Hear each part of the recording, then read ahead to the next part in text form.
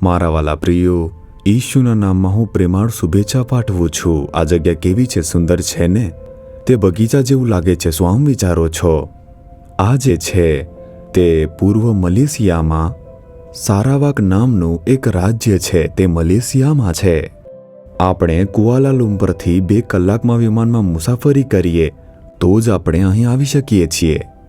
આ જે છે તે સમુદ્રમાં એક ટાપુ છે અને આવી રીતે આ જે દેશ છે તે એક સમૃદ્ધ રાજ્ય છે અને આ પર્વતીય પ્રદેશમાં 1909માં તેલ મળ્યું।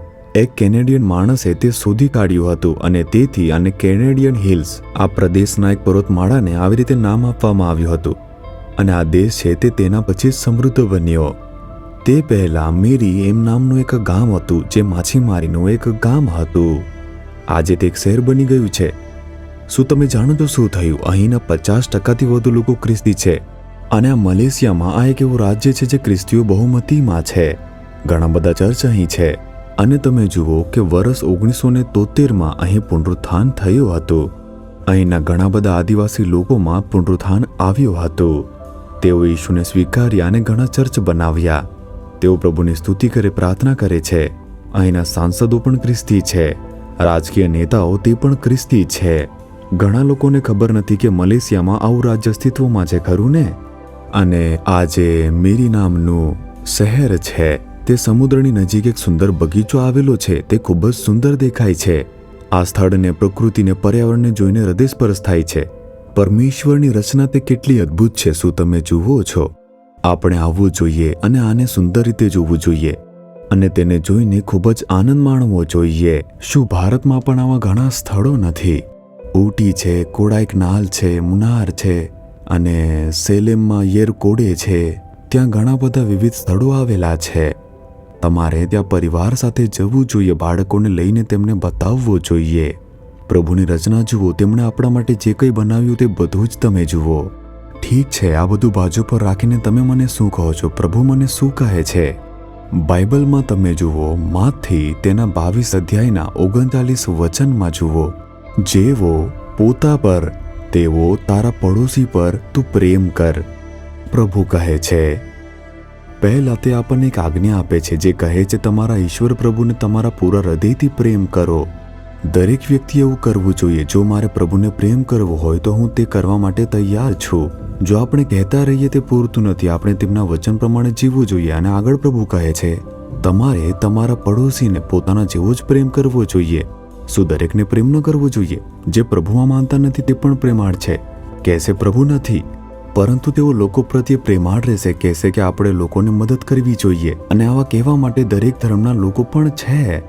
દરેક ધર્મના લોકો, તે બધા લોકો કહેશે કે આપણે પ્રેમાળ રહેવું જોઈએ, ભલું કરવું જોઈએ, પરંતુ ઈશુની જેમ કોઈએ કહ્યું નથી કે તેનું પાલન કર્યું નથી। તમારે તે સારી રીતે સમજવું જોઈએ। દરેક ધર્મ પ્રેમ વિશે વાત કરે છે, એમ તે કહે છે। મને કહો કે તેમનો પ્રેમ કોણે પ્રગટ કર્યો?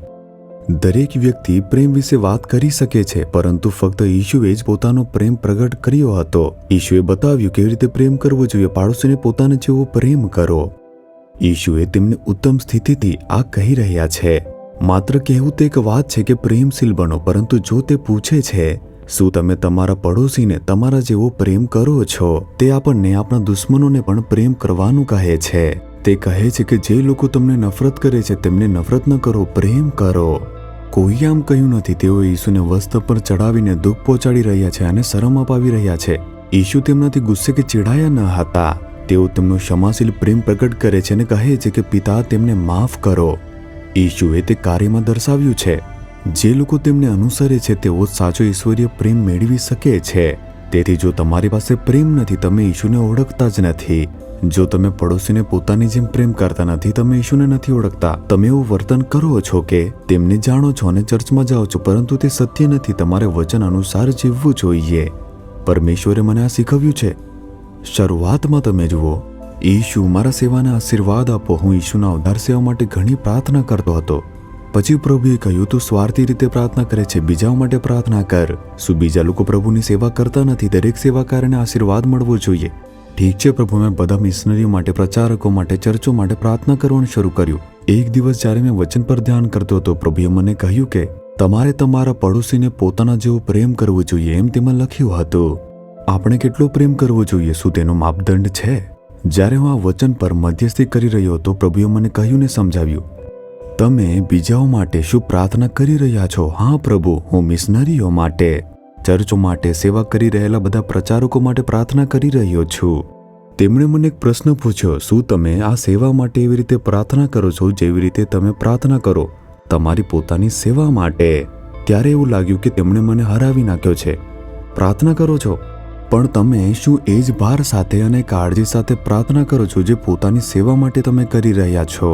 તે જ ભાર સાથે અને તે જ કાળજી સાથે શું તમે બીજા માટે પ્રાર્થના કરો છો? જ્યારે પ્રભુએ મને આ પૂછ્યું, મને લાગ્યું કે કંઈક તો ખોટું છે.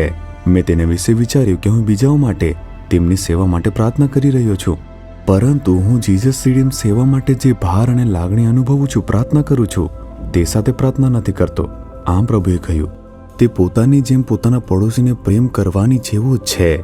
પ્રાર્થના વિશે વિચારો કે તમે આ સેવા માટે ખૂબ કાળજી અને ભાર સાથે પ્રાર્થના કરો છો, અને જો તમે તે જ ભાર સાથે બીજાઓ માટે, બીજાઓની સેવા માટે પ્રાર્થના કરો તો જ તમે આ વચન દ્વારા સાચા છો. તેનો અર્થ આમ છે. તેથી તમે આ વચન પ્રત્યે ઉણપ અનુભવો છો. હું રડી પડ્યો અને આંસુઓ સાથે પ્રભુને પ્રાર્થના કરી. મારા બાઇબલ પર આંસુઓ પડી રહ્યા હતા. તે એક બીજું બાઇબલ છે, એક જૂનું બાઇબલ છે. મારા આંસુઓ પડ્યા કે હે પ્રભુ, મને તે પ્રેમ આપો. પ્રભુ, પોતાને પ્રેમ કરું છું તેવું બીજાઓને પ્રેમ કરવો જોઈએ. મારે બીજા સેવા કાર્યો માટે પ્રેમ કરવો જોઈએ જેમ હું પોતાની સેવા કાર્ય માટે કરું છું. મને તે પ્રેમ આપો પ્રભુ, મને તે અભાવ છે એમ પ્રાર્થના કરી. હવે તમારી પાસે આવીએ. તમે પુત્રીને જેવો પ્રેમ કરો છો, પુત્રવધૂને પણ કરો છો કે? તમે પોતાના દીકરાને જેમ પ્રેમ કરો છો, જમાઈને કરો છો કે? તમારી માતાને જેવું પ્રેમ કરો છો, સાસુને કરો છો કે? આપણને ફટકો નથી પડતો? હું પ્રેમાળ છું, શું હું પ્રેમાળ નથી? જ્યારે કહીએ છીએ ગુસ્સો થશું. શું હું પ્રેમ વિના છું? જ્યારે તમે કહો છો એ દર્શાવે છે પ્રેમ નથી. વિચારો, તમારા જીવનની તુલના વચન સાથે કરો. પ્રભુ સામે રડો કે હે પ્રભુ, હું મારી દીકરીને જેવો પ્રેમ કરું છું તેમ મારી વહુને પણ હું એવી રીતે જ પ્રેમ કરું, કોઈ પણ ભેદભાવ વગર. મને એ પ્રેમ આપો. હું મારી માતાને જેમ પ્રેમ કરું છું, હું સાસુને પણ એવી રીતે જ પ્રેમ કરું. મને એ પ્રેમ આપો. પ્રાર્થના કરીને જુઓ, ઘણી કૌટુંબિક સમસ્યાનો ઉકેલ આવશે અને ઘણી બાબતોમાં તમે ચમત્કારિક ફેરફાર જોશો. શું પ્રતિબદ્ધ કરીશું તેના વિશે વિચારો. આ વચન સમક્ષ તમે પોતાને ઊભા કરી જુઓ. પ્રેમ કરીએ છીએ આપણે એમ કહીએ છીએ, પરંતુ ઈશુ જે કહે છે, શું એવો પ્રેમ આપણી પાસે છે? શું આપણે આજે ઈશુને કહીશું કે હે પ્રભુ, મને તે પ્રેમ આપો? 1 મિનિટ તમારા હૃદય પર તમારો હાથ રાખો અને કહો કે હે ઈશુ, મારામાં પ્રેમનો અભાવ છે પ્રભુ.